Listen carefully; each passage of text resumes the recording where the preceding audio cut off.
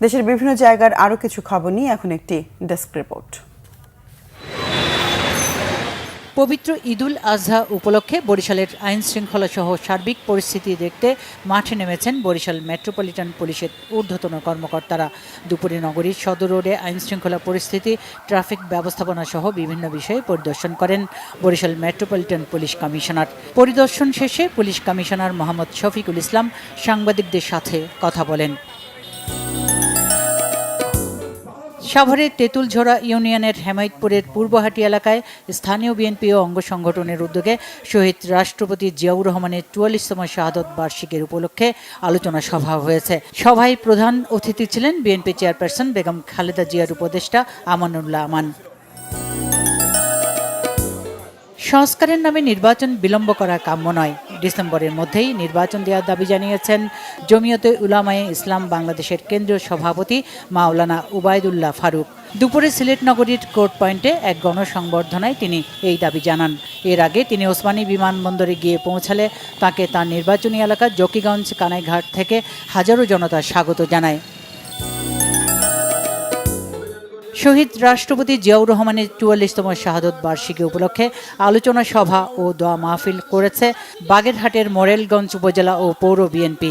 উপজেলা বিএনপির যুগ্ম আহ্বায়ক অধ্যাপক আব্দুল আউয়ালের সভাপতিত্বে প্রধান বক্তা ছিলেন তাঁতিদল কেন্দ্রীয় কমিটির সিনিয়র যুগ্ম আহ্বায়ক ডক্টর কাজী মনিরুজ্জামান মনির। বক্তব্য রাখেন কেন্দ্রীয় বিএনপির শিক্ষা বিষয়ক সম্পাদক ডক্টর এবিএম ওবায়দুল ইসলাম। শহীদ রাষ্ট্রপতি জিয়াউর রহমানের জন্মস্থান গাবতলী উপজেলার বাগবাড়ি গ্রামে শহীদ রাষ্ট্রপতির বাড়িতে এক অনুষ্ঠানে স্থানীয় অসহায় ও কর্মহীন নারীদের মাঝে সেলাই মেশিন বিতরণ করা হয়েছে। প্রধান অতিথি ছিলেন বিএনপি চেয়ারপারসনের উপদেষ্টা পরিষদের সদস্য সাবেক সংসদ সদস্য হেলালুজ্জামান তালুকদার লালু। নরসিংদীতে শাহাদত বার্ষিকী উপলক্ষে আলোচনা সভা, দোয়া মাহফিল ও গণভোজের আয়োজন করেছে চিনিশপুর ইউনিয়ন বিএনপি। চিনিশপুর ঈদগাহ মাঠে দোয়া ও আলোচনা সভায় প্রধান অতিথি ছিলেন বিএনপি যুগ্ম মহাসচিব খায়রুল কবির খোকন। এদিকে নরসিংদীতে শতাধিক চিকিৎসক নিয়ে গ্যাস্ট্রোইসোফেজিয়াল রিফ্লেক্স ডিজিজ রোগের আপডেট ম্যানেজমেন্ট বিষয়ক বৈজ্ঞানিক সেমিনার করেছে ডক্টরস অ্যাসোসিয়েশন অব বাংলাদেশ ড্যাপ। এতে প্রধান অতিথি ছিলেন জেলার সিভিল সার্জন ডাক্তার সৈয়দ আমিরুল হক শামীম।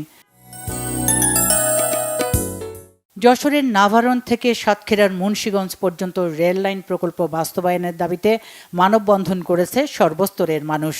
সাতক্ষীরা জেলা প্রশাসক কার্যালয়ে এই মানববন্ধন হয়। মানববন্ধনে বক্তারা অভিযোগ করেন, একনেকে অনুমোদন হওয়া নতুন রেল লাইন নির্মাণ প্রকল্পটির ফাইল বর্তমানে রেল মন্ত্রণালয়ে আটকে রয়েছে। হবিগঞ্জ লাখাই নাসিরনগর আঞ্চলিক মহাসড়ক প্রশস্তকরণ প্রকল্পের হবিগঞ্জ অংশের কাজ শুরুর দাবিতে এবার মানববন্ধন করেছে জেলা বিএনপি সহ সর্বস্তরের মানুষ। হবিগঞ্জ জেলা প্রশাসকের কার্যালয়ের সামনে এই মানববন্ধন হয়। সড়কটি উন্নয়নকল্পে ২০২৩-২৪ অর্থ বছরে ৬৬১ কোটি টাকা ব্যয়ে একটি প্রকল্প নেওয়া হয়, কিন্তু হবিগঞ্জ অংশ প্রকল্প থেকে বাদ দেওয়ার প্রক্রিয়া চলছে বলে অভিযোগ করা হয়। Bangla vision news desk.